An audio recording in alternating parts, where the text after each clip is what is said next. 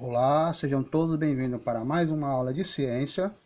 Eu sou o professor Afonso e hoje iremos continuar o capítulo 4 com os animais invertebrados 2, mas porém estamos no reino animal molusco, né? Para quem não sabe, os moluscos eles pertencem ao filo Moluscas, ok? Vamos lá para a nossa agenda. Bom, a agenda de hoje, né, o conteúdo molusco, e vocês vão fazer uma atividade no caderno. A atividade no caderno, vocês vão fazer essa, gente, tá? Dá pausa no vídeo, certo? Dá pausa no vídeo e copia a atividade no caderno.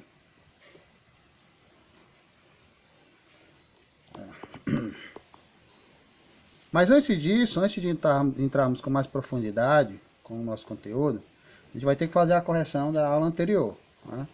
Na aula anterior, os conteúdos que a gente estudou foi os anelídeos, né? Ou seja, aqueles animais como as minhocas e as sanguessugas. Ok, gente? Então vamos lá para a nossa correção. Bom, primeira questão, ele diz o seguinte: leia o trecho da reportagem a seguir e responda as questões propostas. A reportagem diz assim, ó: cachoeira está infestada de sanguessugas. Os frequentadores da Cachoeira das Chaves, em Votorantim, têm outro motivo para se preocupar: a presença de sanguessuga na água. Quem escolheu o local para se refrescar do calor desse sábado se surpreendeu com a quantidade delas que grudavam principalmente nos membros inferiores. Aí o item A diz assim: as sanguessugas são anelídeos. Cite duas características desse filo de animais. Bom, pessoal, os anelídeos eles são animais que apresentam o corpo segmentado. Ele tem o sistema digestório completo e o sistema circulatório fechado. As trocas gasosas são feitas pelo tegumento, quer dizer que são feitas pela pele, né, pela própria, né, a carapaça do animal. E ele tem uma alimentação variada, dentre outras características, tá? Então aí ele só pediu duas características, eu coloquei bastante características aí desse animalzinho. Ok? O item B, marque com X no grupo de anelídeos ao qual pertence as sanguessugas. As sanguessugas ela pertence aos anelídeos do grupo hirudíneos, tá? Oligorquetos são outros e poligorquetos são outros, são os hirudíneos. C. Qual é a estrutura que as sanguessugas utilizam para se fixar nos membros inferiores das pessoas citadas na reportagem? Cite outra função relacionada a essa estrutura. Então as sanguessugas, pessoal, elas utilizavam suas ventosas para se fixar em outros animais também, né? Pois no seu interior são encontrados dentes que auxiliam a perfuração da pele do hospedeiro para se alimentar. Além de auxiliar também na alimentação, as ventosas presentes nas extremidades do corpo ajudam também na movimentação dos hirudíneos. D. Porque as sanguessugas têm o hábito de grudar em outros seres vivos, como os banhistas da cachoeira? Mas é bem simples, né, gente? Porque as sanguessugas elas se alimentam do sangue e de outros fluidos de vários animais. Para isso, pessoal, é necessário que as sanguessugas elas se fixem no corpo dos seus hospedeiros. Tranquilo? Segunda questão. Em relação aos molúsculos, complete a sentença abaixo com os termos gastrópodes, bivalves ou cefalópodes, né? Essa aqui a gente vai entrar com mais profundidade, pessoal, mais à frente, tá? Eu vou explicar que são animais gastrópodes, bivalves ou cefalópodes, tá? Então, o item A, os bivalves caracterizam-se principalmente por apresentar duas conchas que protegem o corpo, né? Por isso que ele tem esse nome, bivalves, significa duas válvulas. Os cefalópodes possuem tentáculos ligados à cabeça, que podem ter ventosas, as quais auxiliam na aderência ao substrato, nas capturas de presa e da reprodução e na locomoção. Ele leva esses nomes, pessoal, por conta do seguinte, ó. Cefal, né, vem de cefaleia, né, que significa cabeça. E lópodes, né, são pés. Então são animais da cabeça grande com pés, ok? Os gastrópodes possuem 2 pares de tentáculos na cabeça e uma concha sobre o pé, com a exceção das lesmas, que não possui concha. Gastrópode, pessoal, é o seguinte, ó. Gastro vem de estômago, né? E podes, né, assim como os cefalópodes, né? O pódio ele vem de pés. Então é como se fosse os pés próximos ao estômago. É por isso que tem esse nome. Entre 7.000 e 1.000 anos atrás, houve no Brasil habitantes chamados sambaqueiros, que provavelmente viviam da pesca, da coleta de moluscos e da caça de animais de pequeno porte, localizado próximo ao mar. O termo sambaqueiro se refere aos sambaquis.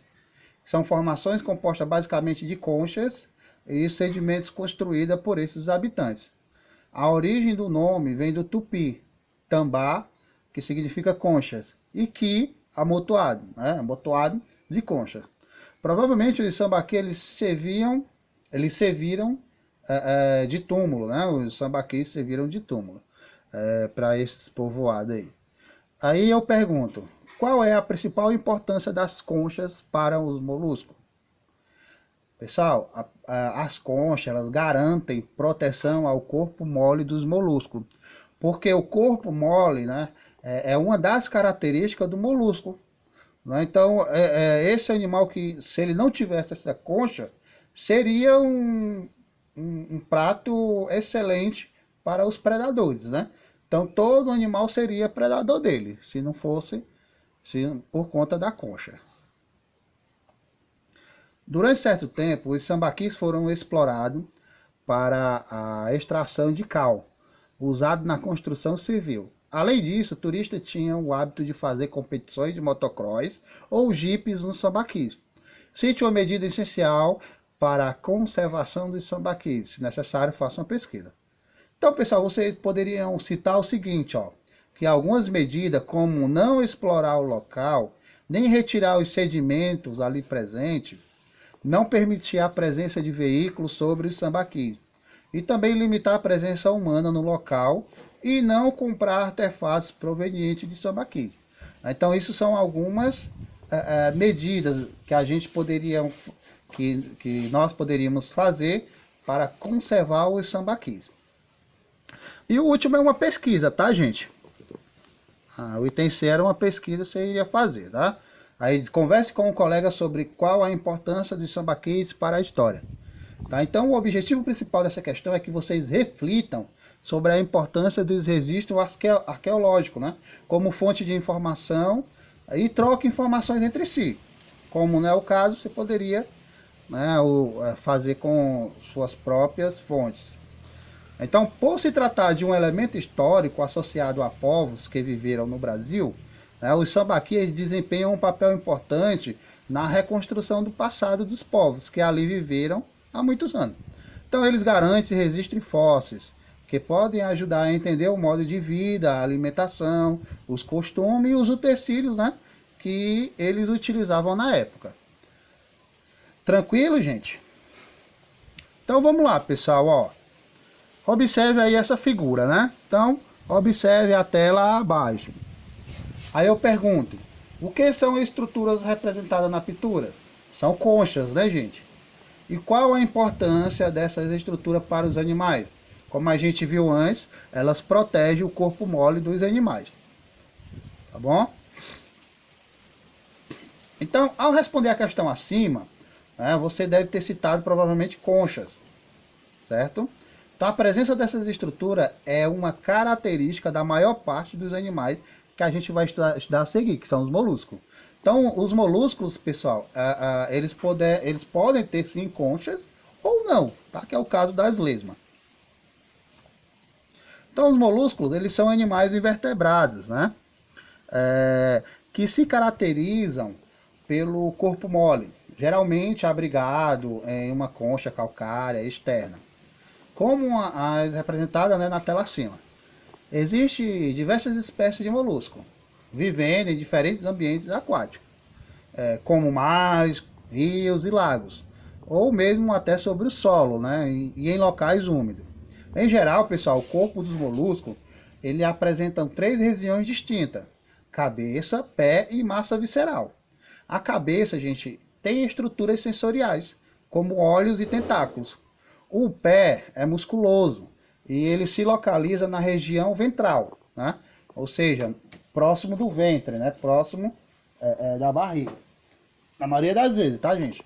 Isso não é uma regra, tá? É apenas uma generalização. E a massa visceral, pessoal, ela envolve os órgãos internos desse animal, né? Já que ele tem um sistema digestório completo. A concha ela pode ser tanto interna, né, como externa, ou também ausente, tá, gente?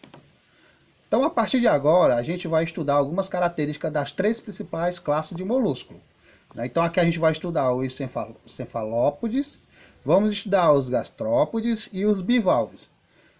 Entre os cefalópodes, podemos encontrar os povos, né, os polvos, melhor dizendo, as lulas e os náuticos, né? Os náuticos, eles são uma espécie de cefalópodes menos estudada, menos conhecida, né? No caso, ele possui sim uma concha, que é o que a gente vai ver um pouquinho mais adiante. Então, todos os representantes dessa classe, eles vivem no ambiente marinho. E a concha, ela pode ser externa, interna ou nenhum tipo de concha, né? Ou ausente. Tá, gente? Então, aí você tem um exemplo de um cefalópode, né? Então, na cabeça há um par de olhos, tem a boca e tem a cavidade bucal, o rátulo e o cérebro.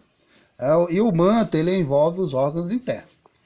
Os cefalópodes, eles possuem tentáculos, gente, ligados à cabeça. Então, essas estruturas podem ter ventosas que auxiliam na aderência ao substrato, na captura de presa, na reprodução e na locomoção, né? Então, lembra-se que eu falei naquela hora lá sobre o nome cefalópodes, né? Então, cefalo, né, vem de cefaleia, né, vem de encéfalo, vem de cabeça grande. E pode vem de pés, né? Então, é uma cabeça com pés. Ok?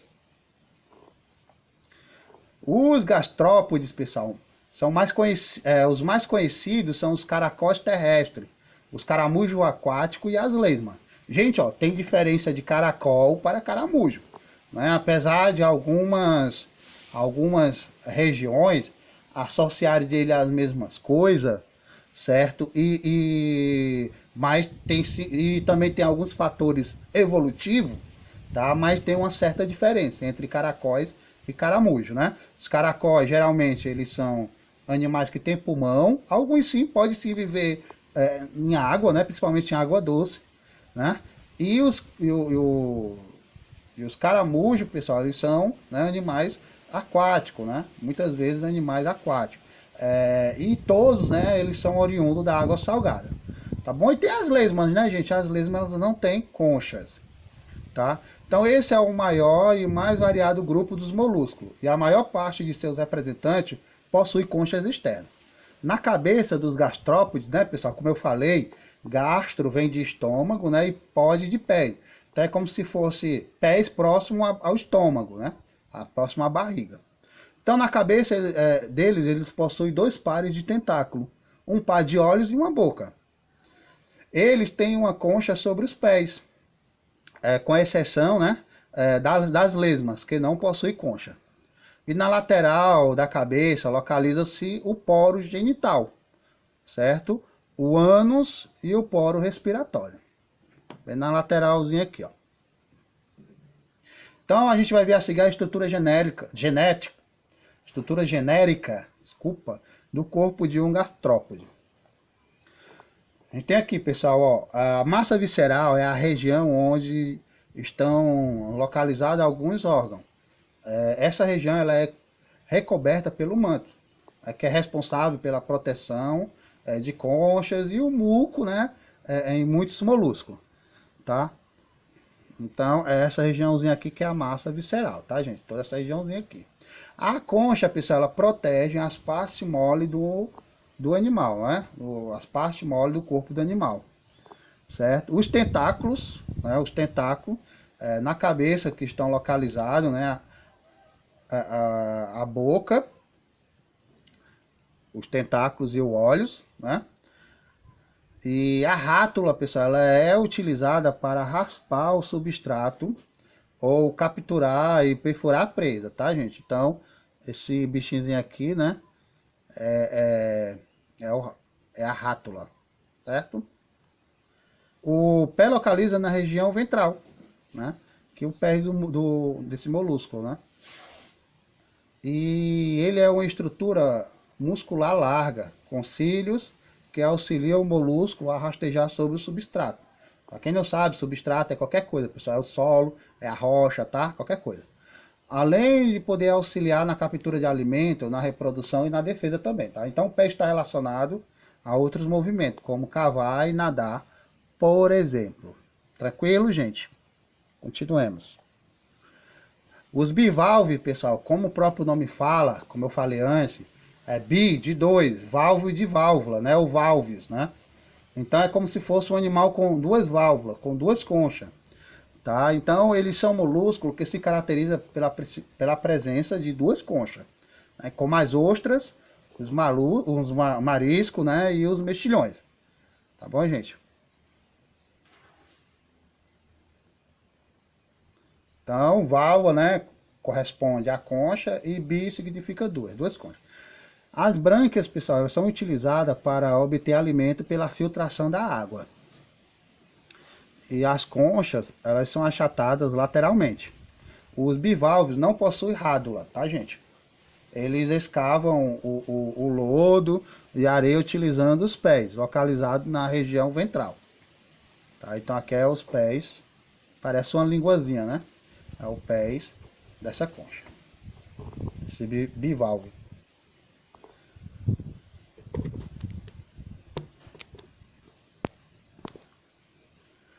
Como eu falei, pessoal, o sistema digestório dos moluscos ele é completo, né? Ele apresenta boca, esôfago, estômago, intestino e ânus. O tipo de alimentação é bem variado. Pode existir molúsculos herbívoros, carnívoros, detritívoros, onívoros e parasita de outros animais, tá? Então, os cefalópodes são molúsculos carnívoros e a maioria dos gastrópodes é herbívora, raspando o substrato, né, utilizando a rádula. Já os bivalves, eles são filtradores e se alimentam de partículas em suspensão, utilizando as brânquias para filtrar a água e reter essas partículas. O tipo de respiração dos molúsculos também é variável. As trocas gasosas são feitas não apenas pela superfície do corpo, como no grupo estudado anteriormente, né, mas também por meio de órgãos especializados, como as brânquias e, no caso de alguns gastrópodes, né, o pulmão, que eu citei agora há pouco, que uns gastrópodes têm pulmão, ou pulmões. O sistema circulatório pode ser fechado. O que quer dizer, pessoal? Quer dizer que o sangue ele não se espalha, né, pelo determinado do corpo, né? Por exemplo, nós, seres humanos, temos o sistema circulatório fechado, né? O nosso sangue circula apenas pelas veias, né, e artéria.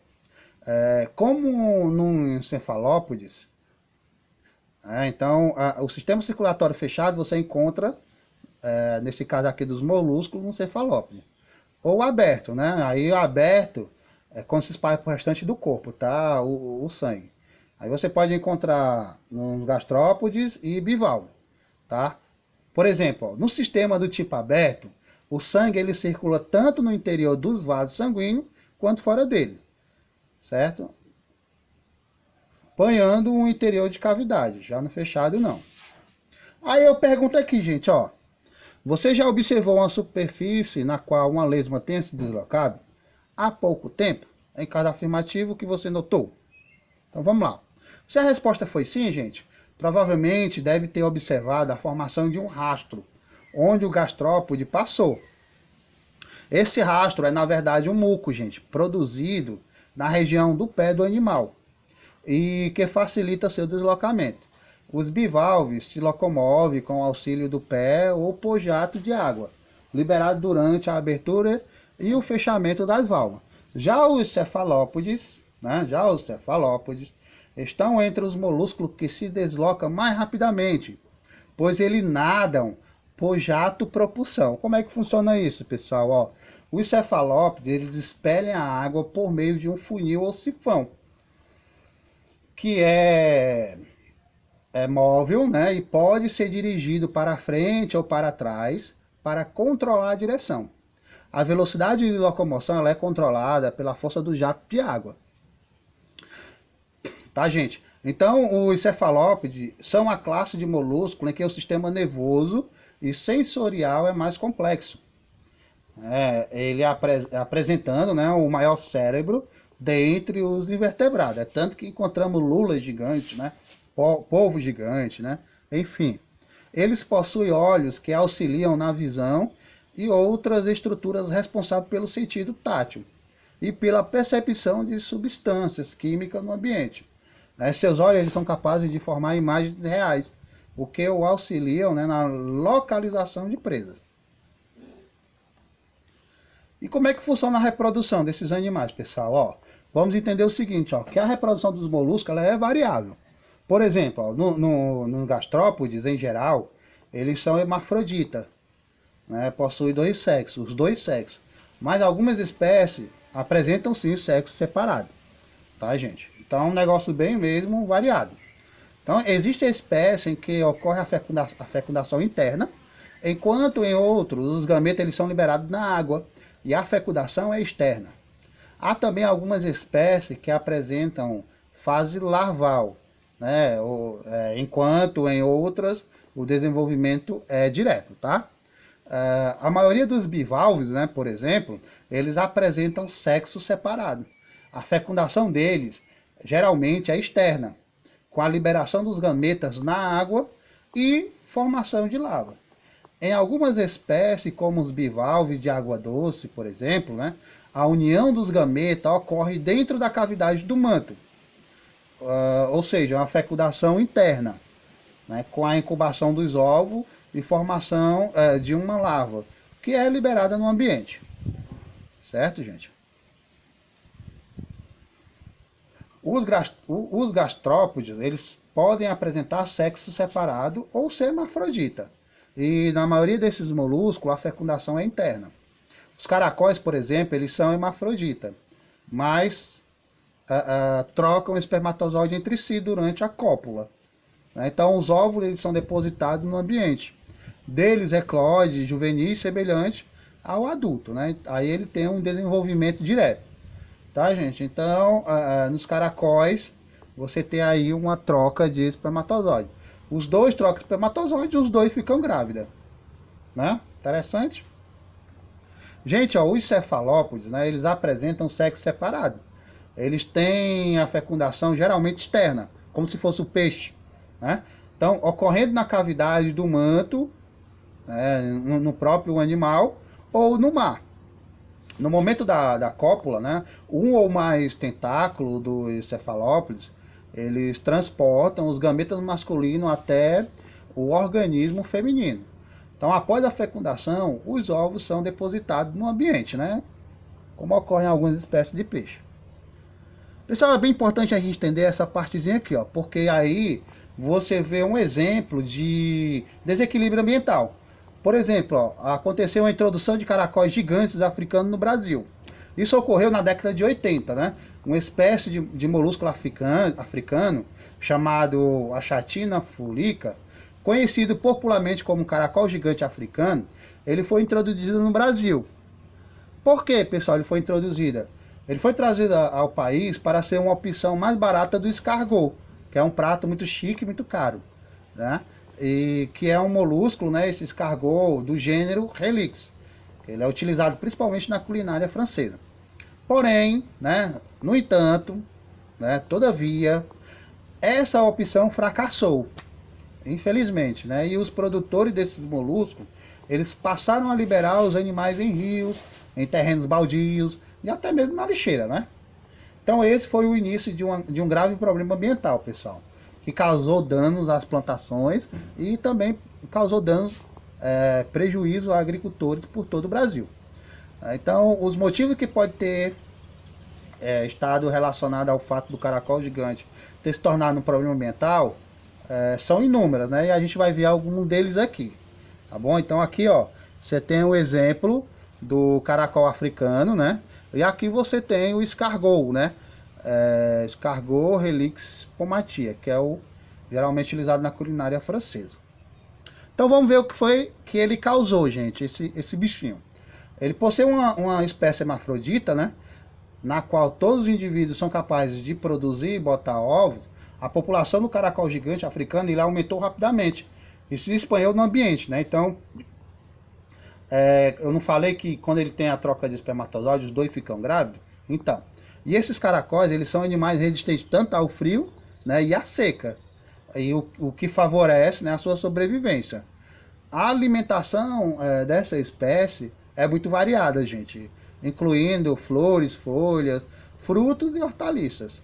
Essa característica garante fontes abundantes de alimento. O caracol gigante africano ele passou a competir por alimento e abrigo com as espécies nativas, levando a reduzir, né, a redução de muitas dessas espécies. E essa espécie de caracol, pessoal, ela é hospedeira de parasitas do ser humano, os quais podem causar vários problemas de saúde, né? Então, a gente deve ter cuidado, né, da saúde, né? A gente deve fazer com que esse cuidado se torne hábitos diários.